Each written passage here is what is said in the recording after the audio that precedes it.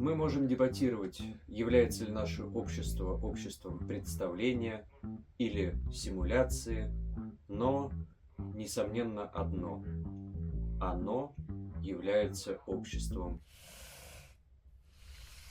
экрана.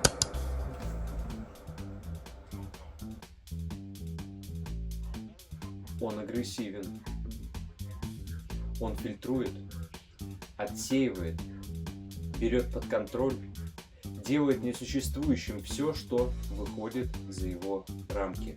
И хотя степень этой фильтрации при кинопросмотре, телепросмотре, управлении компьютером различна, в целом режим остается неизменным, вплоть до недавнего времени.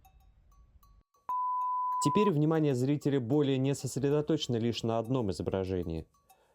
Направление исследований, получившее в последнее время наименование Screen Studies, а также в терминологии Эрки Хухтамо Screenology, довольно четко локализует свой предмет, выделяя из безбрежного океана медиа вполне конкретную узнаваемую визуальную форму – экран. Экран узнается по нескольким признакам. В первую очередь по наличию у него рамки, видимой границы между ним и прочими частями пространства.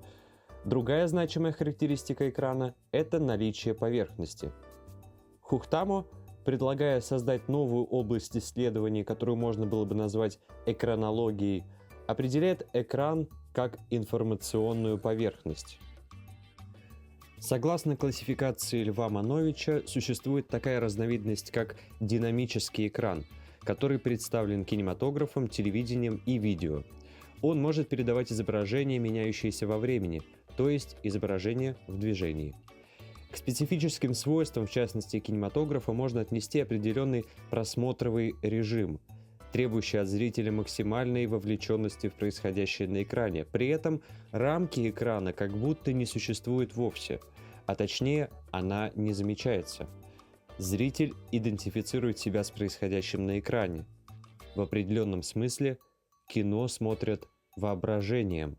Происхождение экрана широко известно. Мы можем говорить о том, что его появление восходит к популярным зрелищам и развлечениям XVIII-XIX веков. Представление с волшебным фонарем, диаскоп, панорама, диорама, ранние кинопроекторы, фантасмагории. Мы смотрим кино, скроллим ленты соцсетей. Чем же в этой ситуации двумирия является сам по себе экран? Очевидно, он выступает своеобразным окном в этот параллельный мир.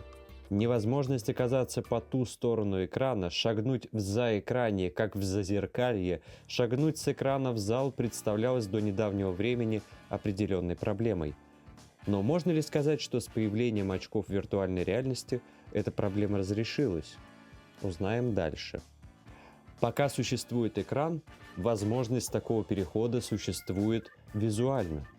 Впервые с этой возможностью без действительности столкнулись зрители первого публичного киносеанса, организованного братьями Люмьер в Париже 28 декабря 1895 года, день, ставший официальной датой рождения кино. По легенде, зрители прибытия поезда, увидев надвигающийся на них с экрана поезд, начали в панике выбегать из зала. Так впервые была увидена возможность перехода экранного изображения в мир по ту сторону экрана. Это миф интегрального реализма, воссоздающего мир и дающего такой его образ, который не подвластен ни свободной интерпретации артиста, ни необратимому ходу времени. При ближайшем рассмотрении оказывается, что экран обладает свойством визуализировать возможность. Выключенный экран – саму возможность изображения. Работающий – целый спектр возможностей, не для каждой из которых существует соответствующая действительность. Неработающий экран репрезентирует возможность, благодаря которой нечто становится возможным, а экран работающий репрезентирует возможность, благодаря которой невозможно ничего. Точнее, невозможно то, чья возможность налицо, то есть визуализирована. Экран – это окно в пространство репрезентации. которое само существует в нашем нормальном пространстве. Классический экран демонстрирует статичное перманентное изображение. Динамический экран – движущееся изображение прошлого. И, наконец, экран реального времени представляет настоящее.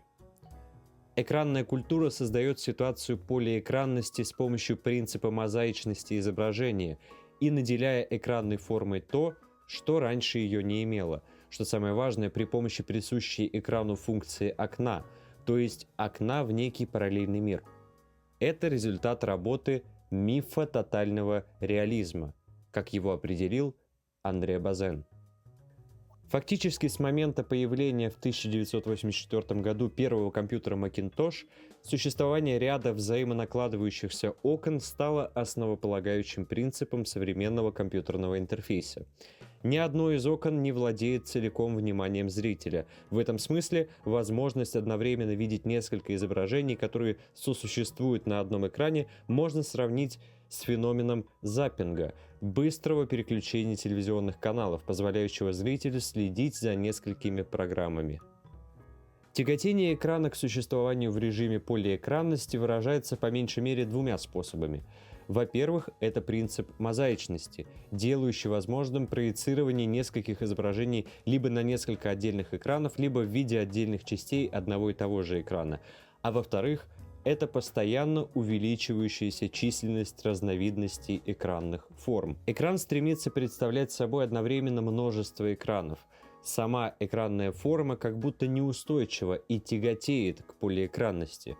Если раньше это был экран включенного телевизора с одной картинкой, то теперь это мозаичный экран. Экран тем самым содержит в себе, как в зародыше, незавершенное множество самых различных экранных воплощений, в связи с чем его хочется назвать не столько формой, сколько формообразующим принципом в культуре. Лишение тела свободы имеет место как в концептуальном, так и в буквальном смысле. Оба этих типа ограничения свободы появились уже с первыми экранными аппаратами – окнами перспективы Альберти. В машинах перспективы также происходит заточение субъекта в буквальном смысле. С момента использования перспективы художники, рисовальщики пытались облегчить трудоемкий ручной процесс создания изображения в перспективе, и в период с 16 по 19 век были созданы различные машины перспективы. В начале 16 века Дюрер описал ряд таких устройств. Ранняя фотография продолжила тенденцию к закрепощению субъекта и объекта репрезентации. В первые десятилетия существования фотографии время экспозиции было достаточно долгим. Процесс производства дагеротипа, например, требовал выдержки от 4 до 7 минут на солнце и от 12 до 16 минут при рассеянном свете. Киноэкран, по словам Анны Фрейдберг, позволял зрителям путешествовать в различных пространствах, не покидая кресла. Однако ценой этой виртуальной подвижности была новая институционная неподвижность зрителя. По всему миру строились огромные тюрьмы, в которые могли быть заключены тысячи пленников. Кинотеатры. Медиальность экрана позволяет состояться видению, объектом которого выступает изображение как существующее в границах того или иного конкретного экрана. Экран есть визуализация отсутствия. Экран в определенном смысле трансцендентален. Посредством него и только посредством него можно увидеть то, что за ним. Сам же экран оказывается невидимым. Эту специфическую особенность к абстрагированию поверхности из пространства-времени и проецированию обратно к пространству-времени можно назвать воображением. Виртуальная реальность действительно знаменует собой принципиальный разрыв с этой традицией. Она устанавливает новый тип отношений между телом зрителя и изображением. В отличие от кино, где подвижная камера перемещается независимо от неподвижного зрителя, зритель теперь должен двигаться в физическом пространстве, чтобы ощутить движение в виртуальном пространстве. В то же время виртуальная реальность до небывалой степени закрепощает человека. В этом легко можно убедиться на примере первой системы виртуальной реальности, разработанной Садерлендом и его коллегами в 60-е годы. Парадокс виртуальной реальности заключается в том, что она требует от зрителя перемещаться в пространстве и в то же время физически привязывает его или ее к машине. Виртуальная реальность, с одной стороны, продолжает экранную традицию неподвижности зрителя, прикрепляя его тело к машине. С другой стороны, создает беспрецедентно новые условия, требующие от зрителя, чтобы он двигался.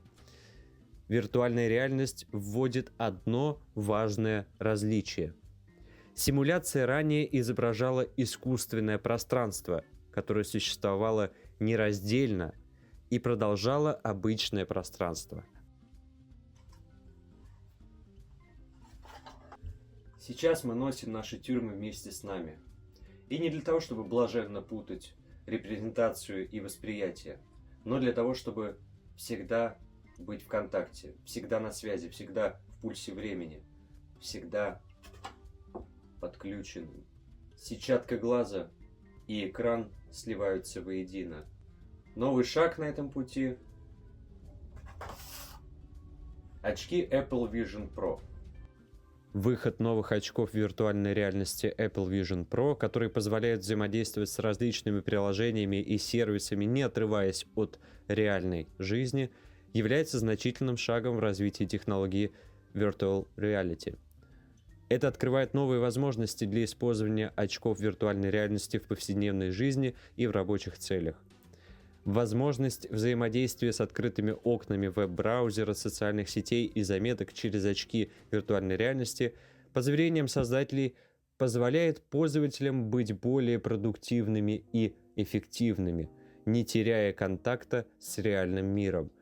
Например, пользователь может просматривать и отвечать на сообщения, делиться информацией или скроллить веб-страницы, не отвлекаясь от текущей деятельности в так называемой реальности. Утверждается, что Apple Vision Pro демонстрирует инновационный подход к использованию технологий виртуальной реальности в повседневной жизни, объединяя медиальные аспекты, такие как возможность взаимодействия с различными приложениями, и технологические аспекты Screenology, качество изображения, комфорт использования для создания удобного и функционального взаимодействия с реальностью посредством устройства. Виртуальное пространство вращается, меняется в масштабе, увеличивается с тем, чтобы обеспечить зрителю наилучшую точку зрения. Как в стриптизе, пространство медленно раздевается, поворачивается, демонстрирует себя с разных сторон, дразня, приближаясь, удаляясь, всегда оставляя что-то закрытым. Так что зритель ждет следующего кадра. Это бесконечный, соблазнительный эпизод.